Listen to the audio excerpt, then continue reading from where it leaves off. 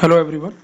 देखो, under 1000 rank आपकी आ जाएगी 30 दिन के अंदर। ठीक है, अगर ये 30 डेज आपने यूटिलाइज कर लिए तो अंडर 1000 रैंक आपकी आ जाएगी। लेकिन इसमें ये चीज़ ध्यान रखना है कि ये वही बच्चे ला सकते हैं जिनके 5 सब्जेक्ट कम से कम हो गए हो, 5 से 6 सब्जेक्ट कंप्लीट होगा। और जो कहे कि मैं अभी यहाँ से तैयारी करूँगा, ठीक है, उसके लिए नहीं है। ठीक है, 1-2 सब्जेक्ट वालों के लिए नहीं है। जिनके 4 या 5 सब्जेक्ट तैयार हैं या फिर 5 सब्जेक्ट होने वाले हैं वो लोग, या उससे ज़्यादा, ठीक है, वो लोग 1000 के अंदर रैंक आराम से ले आएंगे, और 1000 क्या, 500 के अंदर भी ले आएंगे वो रैंक।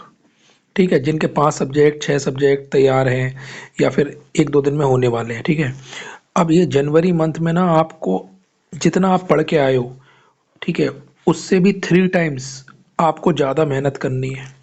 ठीक है, मतलब अगर जनवरी जनवरी में अगर आप मान लो दिसंबर के मंथ में, अगर दिसंबर में आप पर डे अगर आप 5 आवर पढ़ रहे थे, ठीक है, तो कम से कम अगर कैलकुलेशन करी जाए तो जनवरी में आपको 15 घंटे पढ़ना पड़ेगा।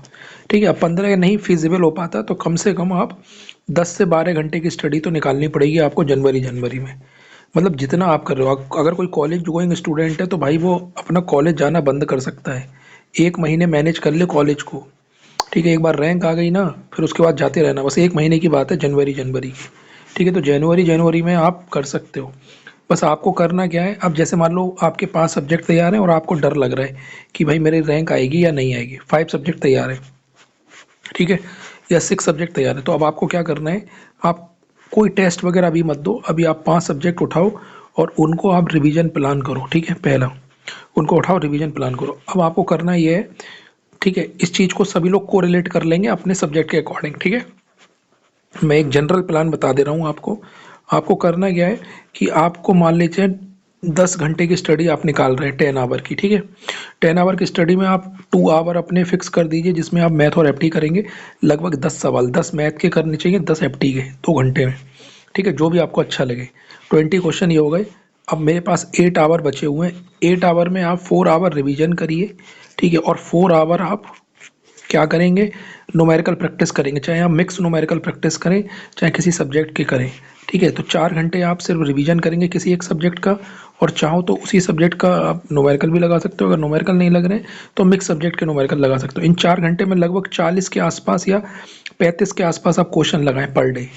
ठीक है, तो क्वेश्चन आपको पर डे 35 से 40 क्वेश्चन आपको लगाने हैं, चाहे वो PYQ हो, चाहे वो DPP हो, चाहे वो मिक्स सब्जेक्ट आप कैसे भी बनाओ, चाहे वो बुक के क्वेश्चन हो, कहीं से भी लाओ, टेस्ट सीरीज के क्वेश्चन लाओ। पर डे ट्राई करो 40 क्वेश्चन का। अभी कुछ मत सोचो, अपनी मेहनत को 3 गुना कर दो, 4 गुना कर दो। इतना कर दो कि बस तुम्हारे दिमाग में सिर्फ और सिर्फ ये हो कि इस बार मैं कमाल करके दिखा दूंगा। ठीक है, तो 5 सब्जेक्ट अगर आपके तैयार है तभी भी आपका 1000 रैंक के अंदर आ जाएगा। अगर आप सीरियसली देखो, मैंने पूरे जनवरी सिर्फ और सिर्फ न्यूमेरिकल प्रैक्टिस करी थी, सिर्फ और सिर्फ।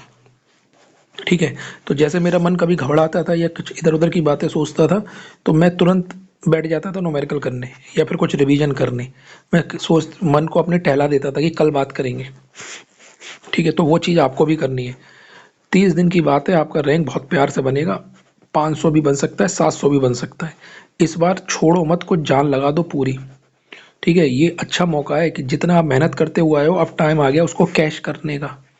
ठीक है, अब पीछे मत हटना कोई भी, यहाँ से पीछे मत हटना। यहाँ से अगर पीछे हट गए तो जीवन में तुम कुछ नहीं कर पाओगे। यहाँ से तुम्हारी उड़ान जो है वो ज़्यादा होनी चाहिए। मतलब गेट के एग्ज़ाम देने के बाद आप ये कहो कि मैंने ना दिन रात एक कर दिया। ठीक है, मैंने एग्ज़ाम देने के बाद आपको लगे कि हाँ मैंने सही डिसीजन लिया। एग्ज़ाम देने के बाद अगर किसी बच्चे को, किसी भी एस्पिरेंट को अगर ये लग गया कि मैं थोड़ी मेहनत और कर लेता, तो समझ लो वो उसका चैप्टर ख़त्म। वो हमेशा इसी बात में रहेगा कि थोड़ी मेहनत और कर लेता, हर एग्ज़ाम में उसको यही बोलेगा। गेट एग्ज़ाम देने के बाद आप ये बोलो कि मैंने ना बहुत जी तोड़ मेहनत करी, मतलब मज़ा आ गया, मज़ा आ गया। गेट एग्ज़ाम के बाद आपको ये लगे। ठीक है, ये चीज़ ध्यान रखना। तो अभी मैंने आपको प्लान बता दिया है, अब आराम से आपका रैंक निकल आएगा। बस डरना नहीं है। टेस्ट सीरीज में नंबर कम आ रहे हैं, कोई दिक्कत नहीं है, नंबर कम आ रहे हैं चलेगा। बस ये देखो कि जितनी भी क्वेश्चन आप कर रहे हो उनमें से गलत कितने हो रहे हैं और उन पर वर्क करो, उनको सही करो। अब यहाँ पर एक बच्चे ने मेरे से सवाल पूछा था कि सर मेरे टेस्ट सीरीज में नंबर आ रहे हैं 35 और 40 के बीच में। एक बच्चे ने सवाल पूछा 35 और 40 के बीच में आ रहे हैं सर, मैं कैसे अच्छा रैंक निकालूंगा। ठीक है, तो मैंने उससे ये पूछा कि पहले मुझे ये बताओ सब्जेक्ट कितने करे हैं आपने। तो उसने कहा मैंने सब्जेक्ट 6 करे हैं, 6 सब्जेक्ट करे हैं। 6 सब्जेक्ट पे वो 35 से 40 ला रहा था, लेकिन वो अपने नंबर काउंट कर रहा था आउट ऑफ 100। अब 6 सब्जेक्ट में कोई बच्चा 100 मार्क्स का कैसे अटेम्प्ट कर सकता है? सिंपल लॉजिक है, नहीं कर पाएगा ना। 100 मार्क्स का अटेम्प्ट करने के लिए आपको 10 सब्जेक्ट पूरे आने चाहिए, यानी कि फुल सिलेबस आपको आना चाहिए। तो मैंने उसको बोला अगर 6 सब्जेक्ट आप करके गए और अगर इलेक्ट्रॉनिक्स के हो तो 6 सब्जेक्ट का मतलब हो गया अराउंड 60% मान लेते हैं अराउंड। तो अपनी परसेंटेज 60 में निकालो ना भाई, 60 से निकालो। वो 100 से निकाल रहा था तो 100 से उसकी 40 ही बन रही थी, लेकिन अगर वो 60 से निकालेगा तो उसकी 50% से ज़्यादा बनेगी। ठीक है, तब उसको समझ में आया। तो मैं यही चीज़ आपको समझाना चाह रहा हूँ कि कोई बच्चा अगर 5 और 6 सब्जेक्ट अभी तैयार करके बैठा है तो कोई नया सब्जेक्ट मत पढ़ो आप इसी में काम हो जाएगा आपका। अगर आपके 7 सब्जेक्ट तैयार हैं तो आपका काम इसी में हो जाएगा।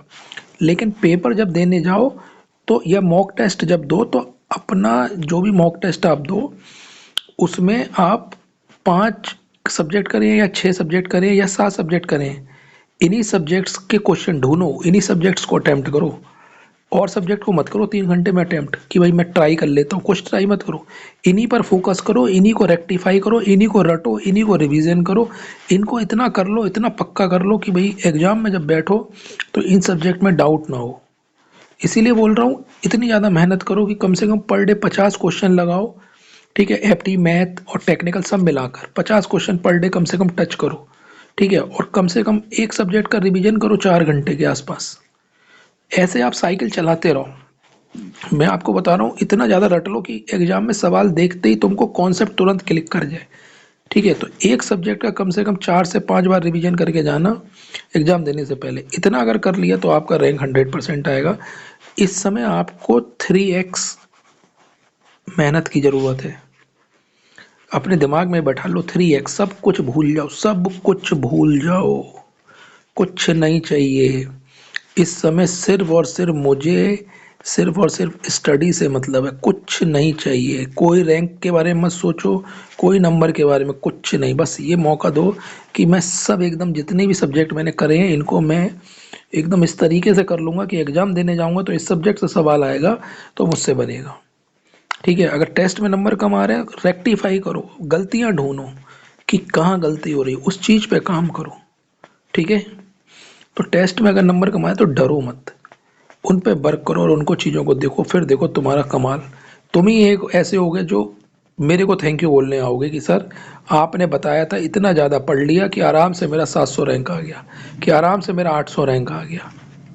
ठीक है, तो अगर समझ में आया है तो कमेंट में ज़रूर लिखना कि हाँ सर हमको समझ आ रहा है, हम करेंगे और मैं इस बार निकाल के आऊँगा। ठीक है, और जितने बच्चों ने अभी तक अपना चैनल सब्सक्राइब नहीं करा है करो भाई, अपना ही चैनल है। ठीक है, तो और भी मैं चीज़ें बताऊंगा, लेकिन 30 दिन में 1000 रैंक बहुत प्यार से आ जाएगी। लेकिन मैं फिर उन लोगों से सॉरी बोलूँगा जो लोग 1 या 2 सब्जेक्ट करके बैठे हैं और वो सोच रहे हैं मैं 1000 रैंक के अंदर ले आऊँ। भाई उनके लिए सॉरी, मैं कुछ नहीं कर पाऊँगा। ये वीडियो उन्हीं बच्चों के लिए जो कम से कम 5 सब्जेक्ट करके जा रहे हैं या 6 सब्जेक्ट करके जा रहे हैं, क्योंकि जितना आप रिवीजन करोगे गलती करने के चांसेस कम होंगे और आपकी तरक्की उतनी ही ऊपर होगी। ठीक है, तो इस चीज़ को ध्यान रखना, ट्राई करना मैंने जो तरीका बताया है, और इसमें कुछ भी सुधार हो सकता है तो अपने लेवल पर आप कर सकते हैं। ज़रूरी नहीं है आप मेरी चीज़ों से ही आप चलें।